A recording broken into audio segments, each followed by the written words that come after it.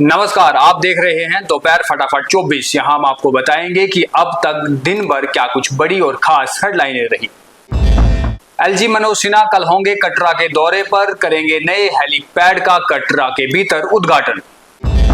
आज रात 12 बजे से छोड़ा जाएगा सलाल डैम से चनाब दरिया का पानी, डिसल्टिंग की वजह से लिया गया है फैसला।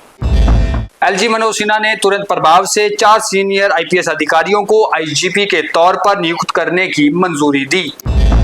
मुख्यमंत्री उमर अब्दुल्ला विदेश दौरे पर, लंदन में मां से मिलने के बाद 24 मई को लौटेंगे भारत वापस।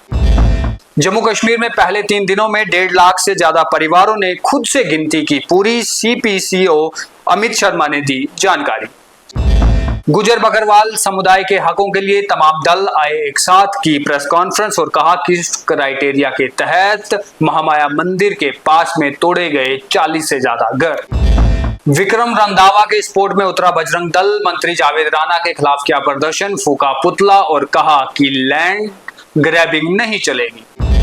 प्रधानमंत्री इटली के दौरे पर, मिले इटली के प्रधानमंत्री जॉर्जिया मेलोनी से, दिया मेलोडी का खास तोहफा, व्यापार और निवेश समझौते पर रहेगा फोकस। प्रधानमंत्री मोदी ने नॉर्डिक देशों के साथ भारत की साझेदारी को नेचुरल पार्टनरशिप बताया, कहा टेक्नोलॉजी, ग्रीन एनर्जी और सस्टेनेबिलिटी पर विशेष जोर रहेगा।